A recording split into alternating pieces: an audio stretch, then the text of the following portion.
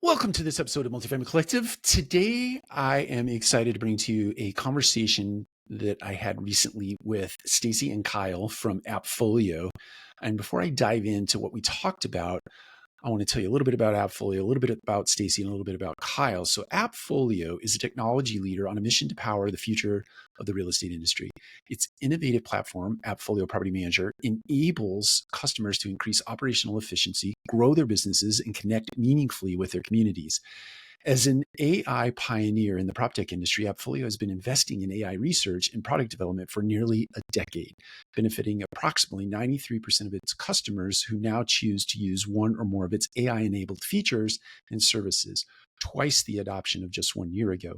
Last year, the company introduced AppFolio Realm, a suite of AI-powered capabilities to help property managers streamline workflows, unlock insights, and boost productivity. Realm helps residents get quicker responses on maintenance requests, leading to better customer service, streamlining administrative workflows for property managers, and enabling smoother payment processing for vendors. Now, a little bit about Stacey. Stacey has over 20 years of experience in multifamily property management and currently serves as an industry principal and senior director at AppFolio. A former controller for one of the largest property management firms in the Northwest, Stacey has firsthand experience in property management and is an expert on how organizations can leverage technology to solve urgent business challenges. Prior to AppFolio, Stacey spent several years in the real estate technology group at Intuit. And a little bit about Kyle.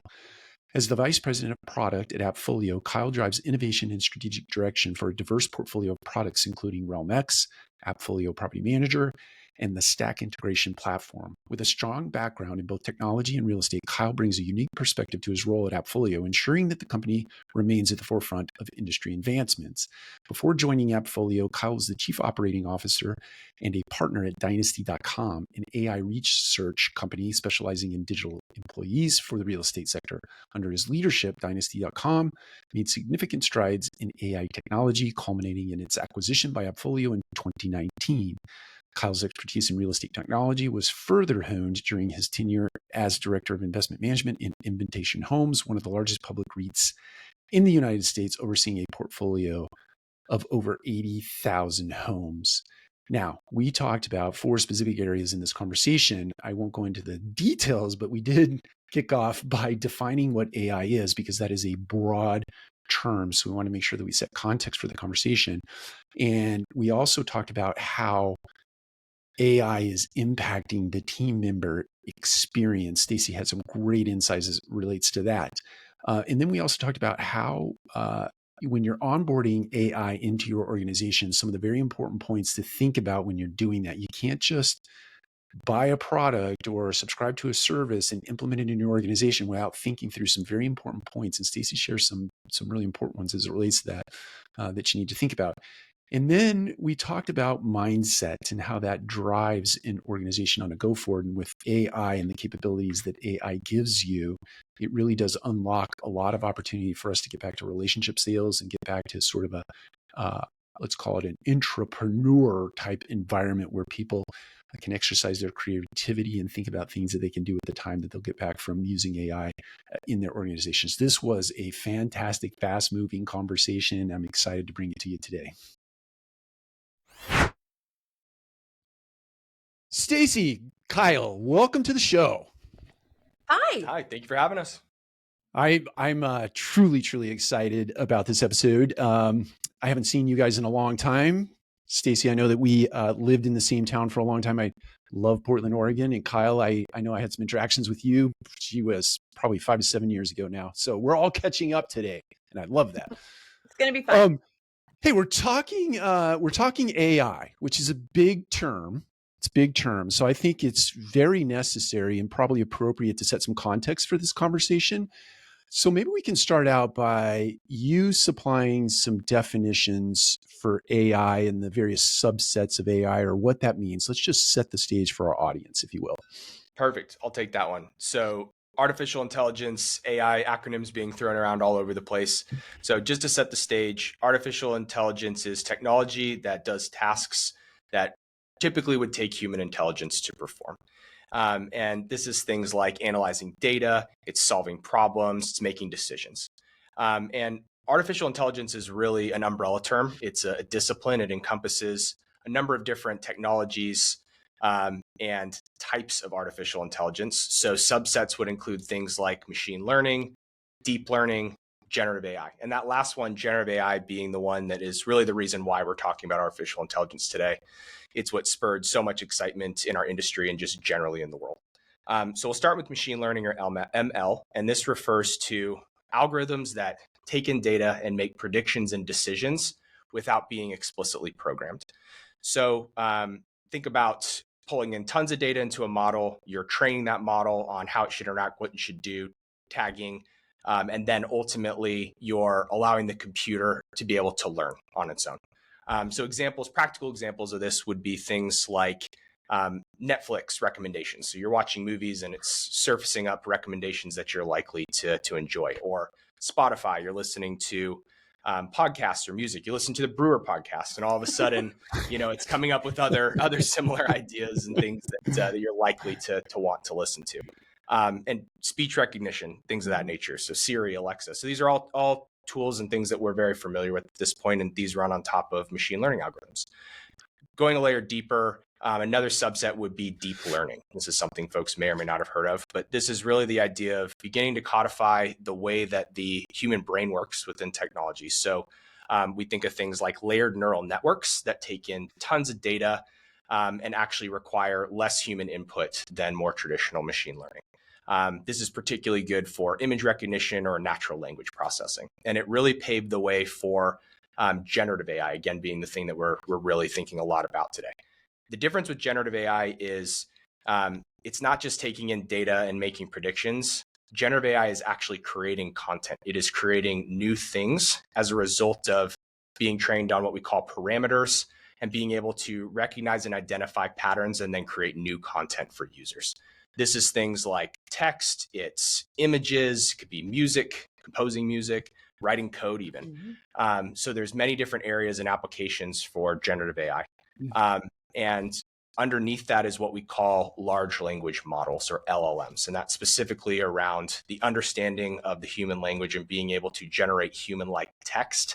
This is foundation models that fuel things like ChatGPT. So something many listeners probably have heard of, maybe everybody's heard of at this point, but OpenAI's flagship product, ChatGPT, is a great example of generative AI. The reason it's so interesting is really the adoption, right? The massive amount of adoption that's happening and the value it's providing to users. So we could use just some basic statistics. Getting to 100 million users is really big deal in technology, obviously. And it took Instagram 2.5 years to get to 100 million users. It took TikTok 9 months. And it took ChatGPT 2 months to be able to get to 100 million users, which is just truly mind-blowing, when you take a step back and you think about that. So that's really the reason why it's so top of mind for folks. We're seeing tons of new tools, exciting technologies, use cases arising. And so that's where artificial intelligence is just booming right now. There's so much research and dollars pouring into the different use cases. And I'll end just to kind of summarize on that evolution with an analogy that we've used internally, which is the idea of a recipe. So Mike, I don't know if you cook at all, if you're into cooking, but really you love cooking. Great. So, really you would say more traditional ML would have started with, Gen 1 being a set of rules. It's what are the ingredients? What are the amounts that you're putting in the pot to cook? And as that got more sophisticated, you're starting to learn and use data to be able to predict, hey, I want to make it less salty, remove some salt or add some garlic, or you're improving that outcome. Generative AI takes the leap where there is no recipe. It's actually a set of ingredients that are well understood. There's an understanding of what combines well and what works well together. And then we're actually creating new tasty and delicious dishes that maybe we never tried before because there's a new recipe that's been created. So that's something that we've used internally just to kind of wrap our heads around that evolution of AI. I like to say it's kind of like your grandmother, or at least my grandmother, when she makes sauce. It's a handful of this, a little thrown in that, do that, and the system already knows what to do to get the desired outcome that you ask. Because I say, Grammy, I want really good sauce, and she makes really good sauce. Yeah, she just innately knows, not unlike General intelligence just innately knows what the That's output right. needs to be. Yeah. I love that analogy. So and thank you for setting the stage there. I think it's very important because the more I listen to AI conversations or machine learning conversation, all these conversations with all of these buzzwords, it becomes complicated and overwhelming. And speaking of overwhelming, it seems like generative AI is going to make its way into the multifamily space. It already has, Oh yeah. but it's going to become more mainstream, whether it be through point solutions or full stack solutions or any tech. It seems everybody has AI attached to their tech these days. But how do you think the employee experience is going to be impacted by generative AI? So I'm going to take this one. This is a passion of mine. Mike, you and your audience knows that there are so many challenges and headwinds in this industry today, whether it's around uncontrollable expenses like insurance or at the moment high interest rates or property taxes, or it's all the legislative changes. And it's the to-dos that everybody has to do that really gets overwhelming. And I think this is where Gen AI can come in and really help out our industry and in our employees in particular.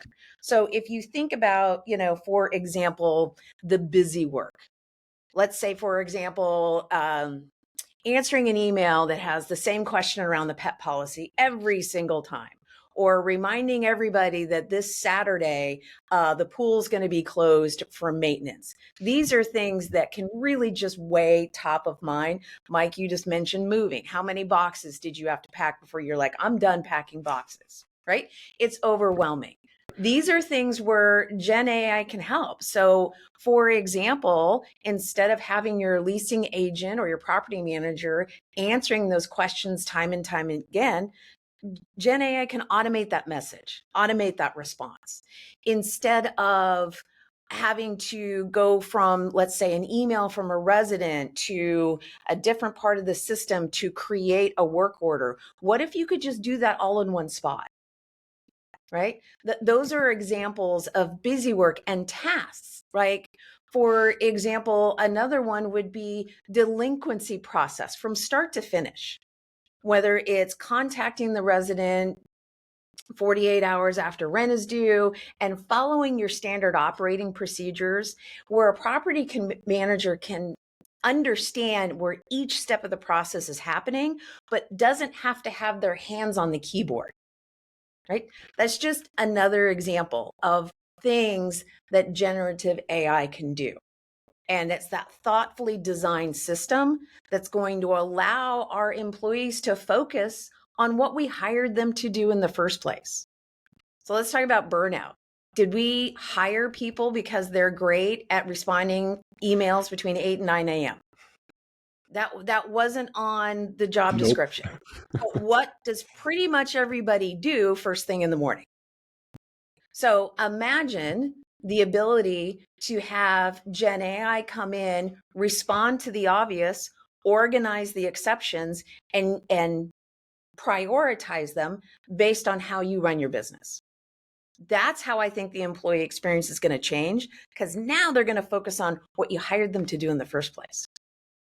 Yeah, I think you're so right about that. And the thing that I think is especially promising is that our business, at least in my head, is really relationship oriented, but we've Yes. made it very task oriented. And I think what I hear you saying is, hey, listen, we're finally going to employ some technology that will take that piece back and give you back the ability to look people in the eyes and actually have a relationship that you can do business by.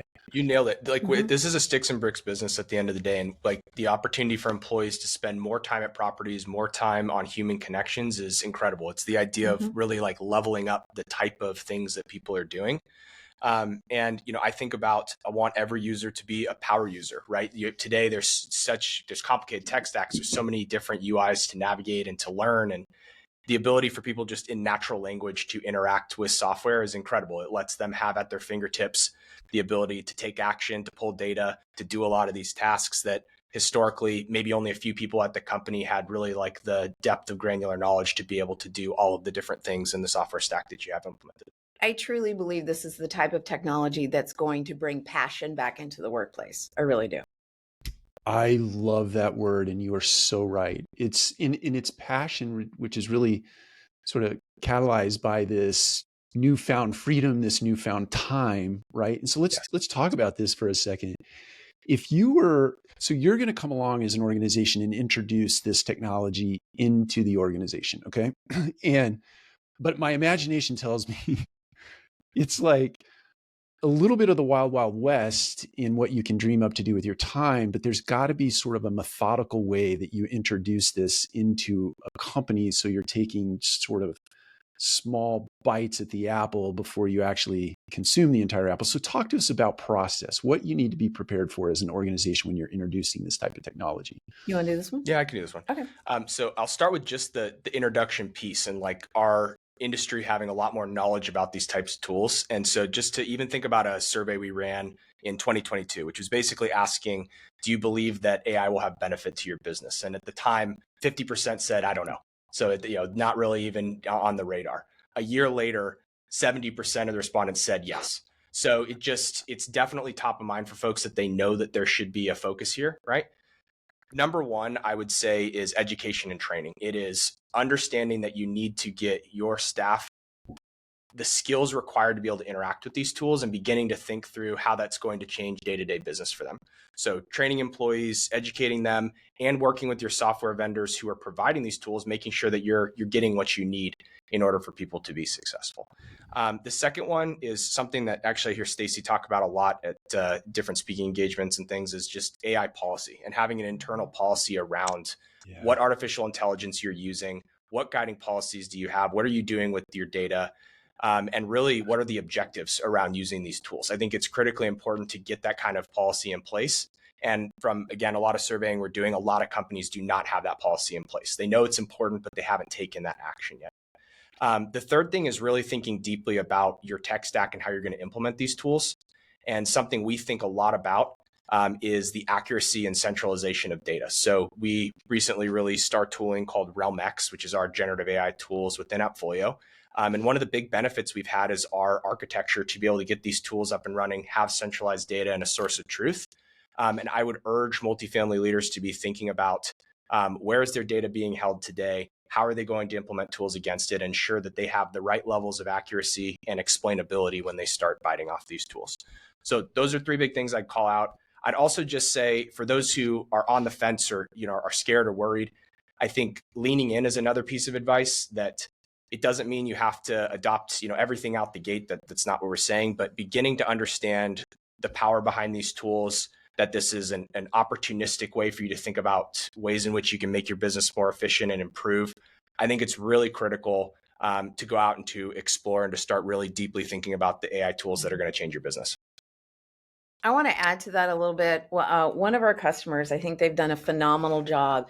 It's also the way they've introduced AI throughout the business has given them a way to empower their younger leaders. And what I mean by that is just appointing someone their AI expert. And it was a younger leader in the business, and it's now their job to bring to the leadership team the learnings that they are getting out of AI. What are the vendors that are getting it right? And so they've been able to do a lot of leaning in and a lot of tiny experiments by having not necessarily the boss making all the decisions. They totally empowered this whole different cohort of individuals, and it's really brought a ton of energy and fun to the business. Internal champions for it too. That's right. So it's something exciting for them to lean in on. Yeah, it's interesting. I think the youth in our industry has so much to offer. And different generations make fun of the generations before, but I think in this case, the youth in our generation really have the grip because they were raised that way, right? They were raised on technology. They were raised with phones in their hands and so on and so forth. So it's kind of innate to them to navigate it pretty successfully.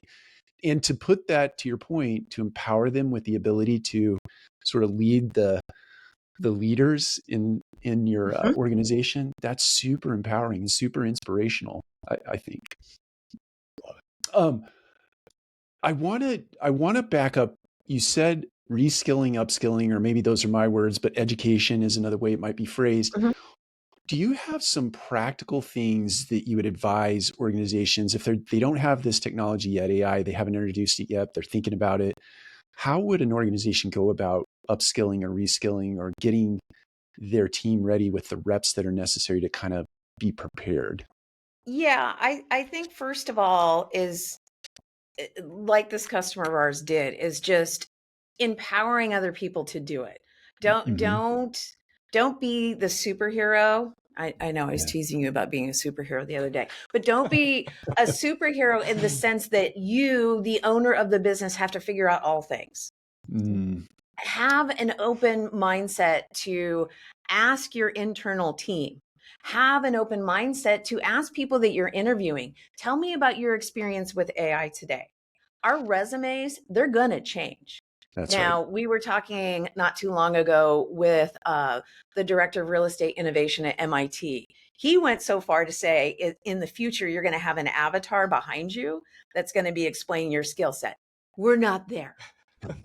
But But for example, at our conference later this year, we're going to have a class on prompting. What is the best way and what are best practices in prompting a AI assistant? Yep. And so I think some skill sets are going to change. And Mike, you're the one that said it. This generation is a digital native. It's not That's a right. nice to have. Okay. They're not going to the library. I went to the library. I don't think Kyle went to the library, but I know I did. I did go to the Did you go to the library? Okay, great. It's a long time ago, What's but- Dewey Decimal? Do you know that? Right. I That's do. my I question. do, Okay, actually. great. +1. I actually do. Okay, great. So how they're accessing information isn't just, oh, this is a cool thing. It's what they do every day. So if and Mike, you and I know, I'm not aging the both of us, but we both have older kids. We know that this industry is aging, and to be able to bring in the amazing energy and passion of the younger generations, we have to provide that technology set. Otherwise, they're just going to go somewhere else. And so, whether it comes to really encouraging the new skill set, also, Kyle, you talked about it, training, bringing in other people that have experience. Maybe it's internally. Like, for example, here at AppFolio, we have one particular individual that works in our marketing, and he works with LLMs like I've never seen. And so he will show different people, this is how you do XYZ to get this answer, right?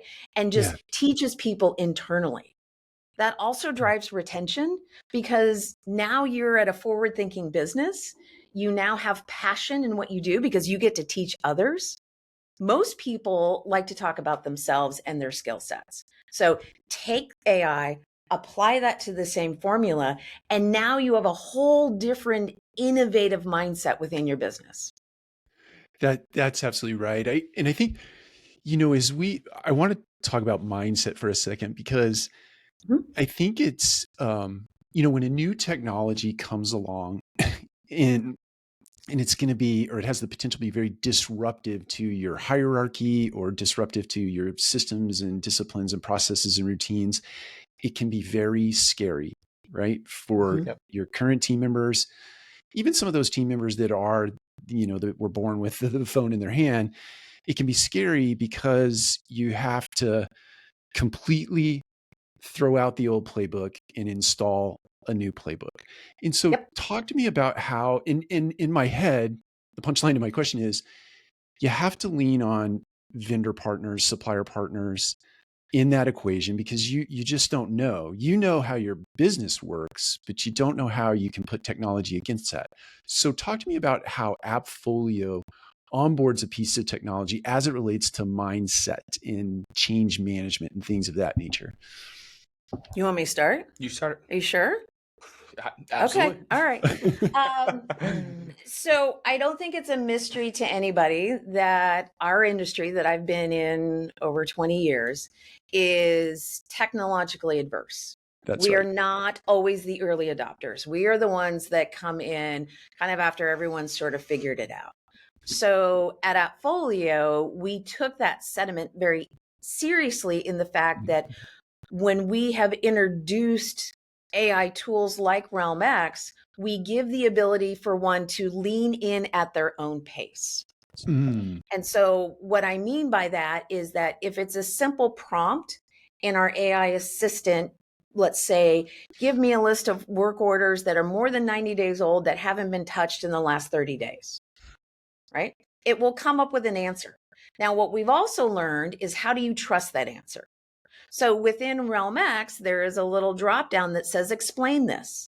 And it actually shows what data was pulled, what reports were used, and how the calculation or the result was created.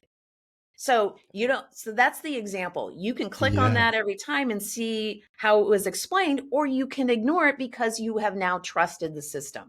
So it's not only doing that, but it's also educating our industry to ask vendors the right questions. How exactly are you using LLMs and AI today? How does that relate to the data set that I have within your system? And do you use guardrails to protect unintended consequences? So, for example, you have a leasing agent that uses ChatGPT to do a marketing description. Very effective. But it could have a bias and it could be violating a fair housing statute. Mm-hmm. Whereas if you use it within AppFolio internally, those guardrails are already in place.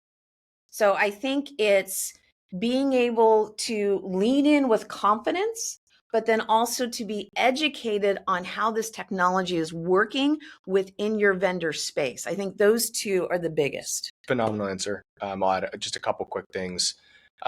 Stacey mentioned meeting the users where they're at, right? There's a sort of spectrum of adoption where people, maybe they want to continue a lot of the manual processes, maybe they want to go to fully automated. And we're supporting, really allowing them to leverage those tools at the pace and rate that they need to. Give people super tools where they need it, but also make sure that there's a guide for people to begin using. And she's really referring to what we think of as guiding user prompting. And I'll use two words I used earlier again, which is accuracy and explainability. And why we're so excited about our tools is we have a very embedded approach.